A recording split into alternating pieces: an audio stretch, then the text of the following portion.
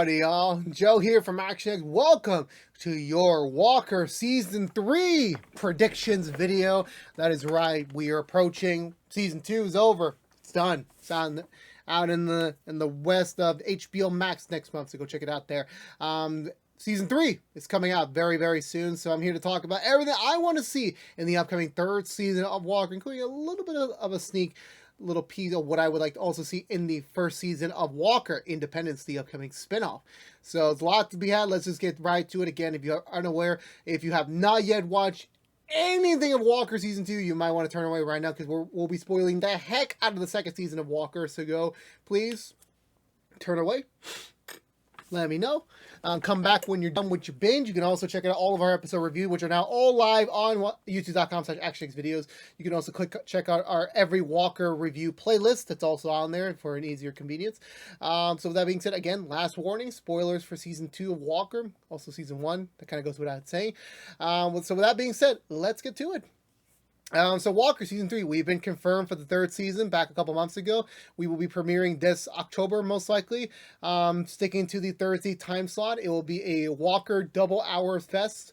So it will be both Walker Season 3 and Walker Independent Season 1. And kind of a Wild Wild West night. I'll be wearing my hat a lot of times this fall and winter. I'm very excited for that. Going into it, I'm very excited just in general. I think it's great that, we get to continue our Walker story. It seems like we're getting into like a brand new chapter once again. This definitely seems like a brand new beginning. I'm very excited about that. Same with Walker Independence. I really did not understand what the draw was to kind of expand the now Walker-verse into going to like a prequel timeline. I really don't get the purpose of it, but if they have a story to tell, of course we'll be tuning in and reviewing it as it comes out. So I'm going to be hopeful there is some sort of thematic crossover. I don't think it's possible to do a physical crossover between the two shows, but I would hope there will be some sort of thematic crossover. Maybe some of the events of Independence can come back to roar into the main show, but we'll see how it goes. We're going way too much into detail on crossovers. Let's stick to here. So we've been confirmed for Season 3, comes out this October, only on the CW on Thursday nights. Also, just a heads up, we will be doing both episode reviews, so just so you're aware of that, you'll get both Walker reviews only on ActionX, so go check them out there when we come back this fall. Not getting into the real bulk of it, episode order, I think we're going to stick to the same 20 that we've been getting the last two seasons. So 20 seems to be the sweet spot for Walker. So we're going to stick to that. So for me, in terms of just in general, where do I want to see in the story? Like the direction, what's the theme? Honestly, for me, I think we need to be bold. We need to go a little bit more mature than normal, because the way Season 2 was ending up, it's like we were going into these next points of our life. We were going to these next chapter, as well as facing an unknown threat. I want to see the boldness and even more darkness creep in of the Walkers, because they've been for a lot, and this is a TV show, so there is no break for them. They're gonna keep going. It felt like Season 2 felt like their darkest hour, since they lost their home, they lost their livelihood, they lost a lot of things before they regained it. I would like them for them to be able to take on some of the more rock bottom moments of life. I want to see that. I want to see whoever the antagonist is to take them all down a notch, just to have them really realize the severity of the situation. Because again, Season 2 ended with Walker being kidnapped by these unknown people. So whoever the hell they are, they mean business. They're willing to kidnap the main lead just for the sake of their purposes. So it's a matter of just where there is no line. That's kind of like what direction I want to go. Like whatever they want to do, let's go for it. I'm down for it, and we stick it to there. I'm a bit curious to see how timeline-wise is going to work, if we're going to get another time skip, or if we're going to just pick up straight where Season 2 left off. A lot of big mysteries, a lot of big question marks. We'll get those answers fairly soon. 4 months is not that too long away, so we'll get those answers soon enough. As for the characters this season, and just anything expected I want to see, I'm very precautious to say certain things because, well, the thing is that how do I say this nicely? Things I predicted in Season 2, majority of it did not come true at all. Like certain things, again, Walker does what he wants. I'm still happy with the end results 2 seasons in, so I'm just gonna go with it on the whim of just whatever they want to do, Just do it. I believe in you. I trust in you. I have faith in you. So I'm really excited to see how they're gonna persevere through all that. But generally with the characters, they're all in, again, like I said, they're all in like exploring new avenues, and I want them to have like the harsh reality of things before they can really get a good footing in it. Cordell is kind of in a very unknown spot right now with him being kidnapped.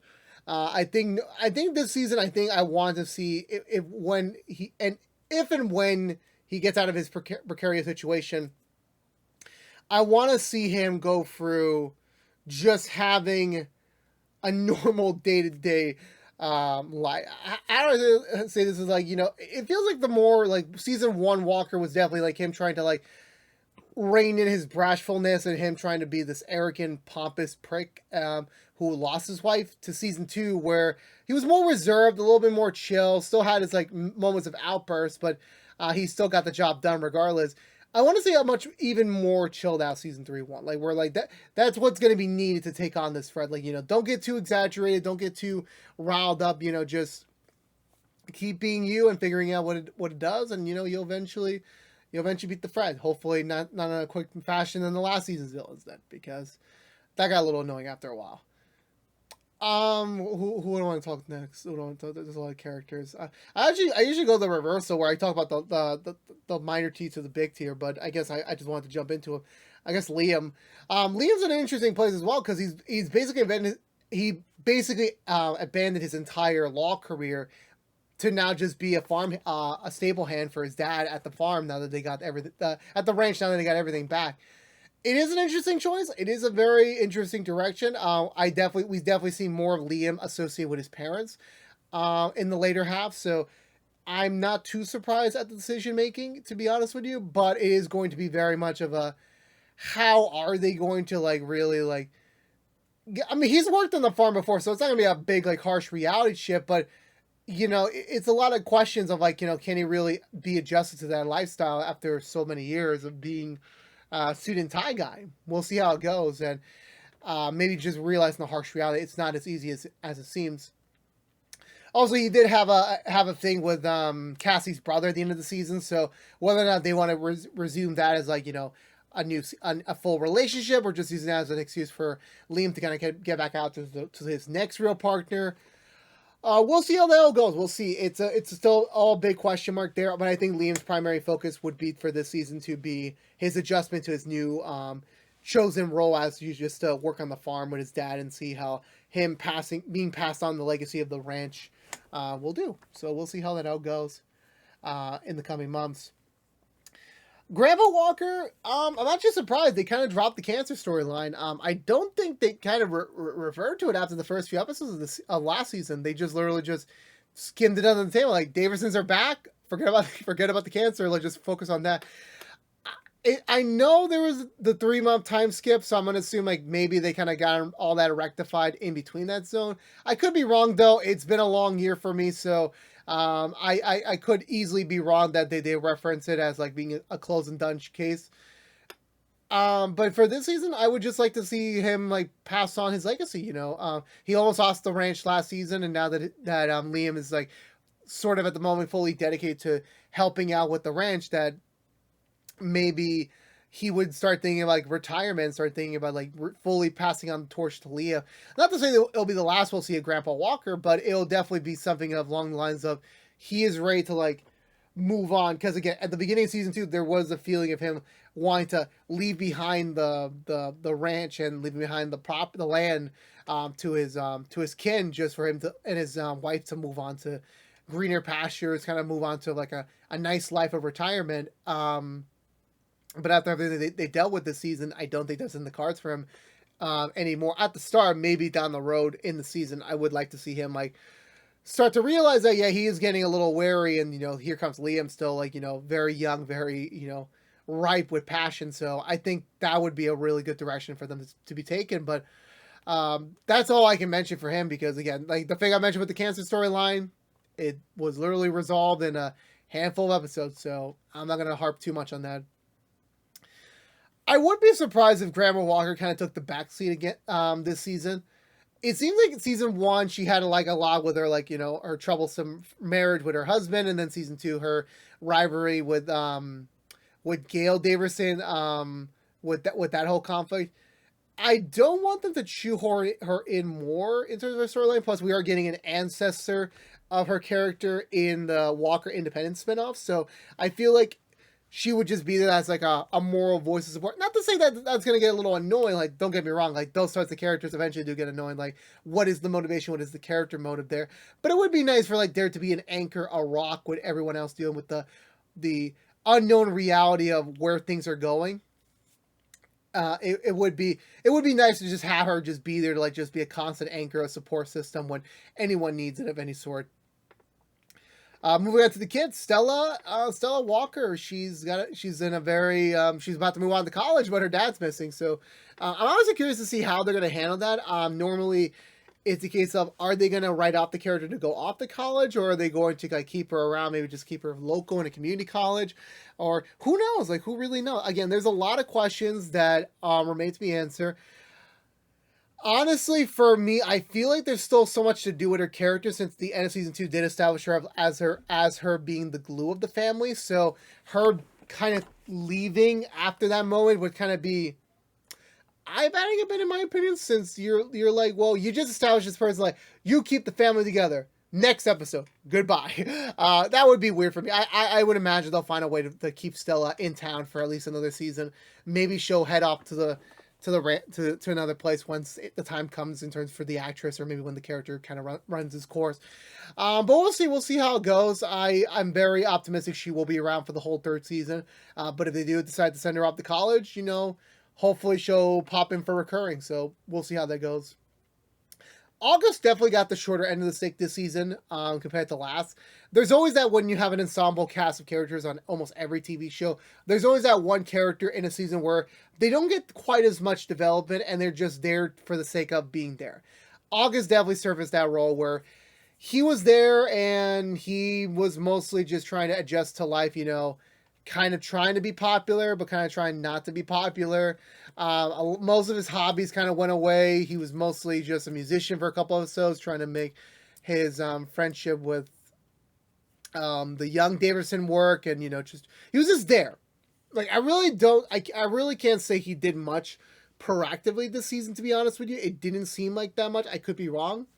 It's just I didn't really feel anything memorable out of him this season. So hopefully next season we get to see him like kind of rise to his own, stay. In terms of the school storyline, I'm pretty sure there's going to be an emphasis on that, since Troy's gone. Most likely he's going to be transferred over to the Rangers next season. We'll get to more about him in a second. And Stella's graduated, so it would make sense for August to have much more of like, of his own conflict to deal with next season, just for the sake of like, well, if he's still in school, what can we throw at him next time to kind of give him more of like what is going on at the school front that he needs to handle, and kind of be inspired by his dad to do. So I'm curious to see about that, see if they're going to pick that up and do something with that logic.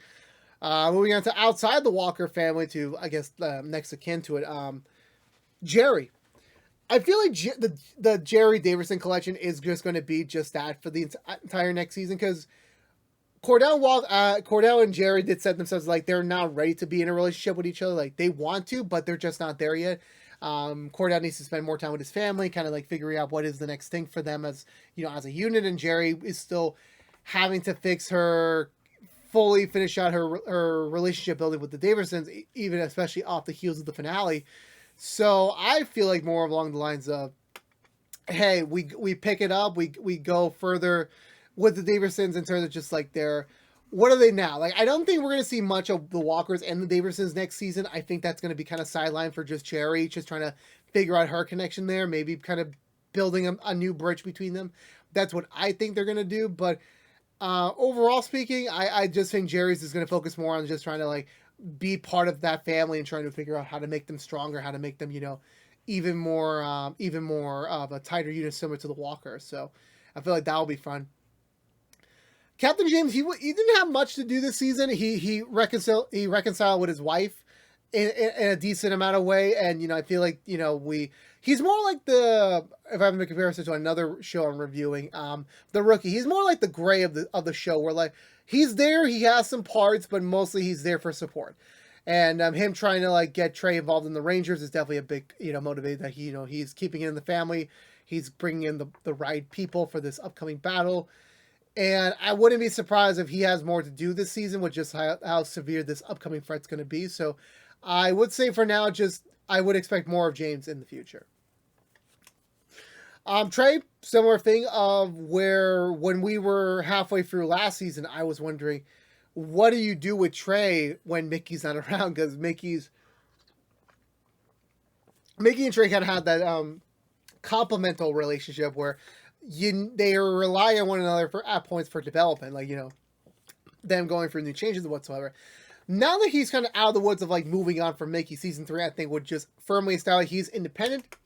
He's going to do what he wants to do, and he's going to learn what he wants to do, and just try to be alone.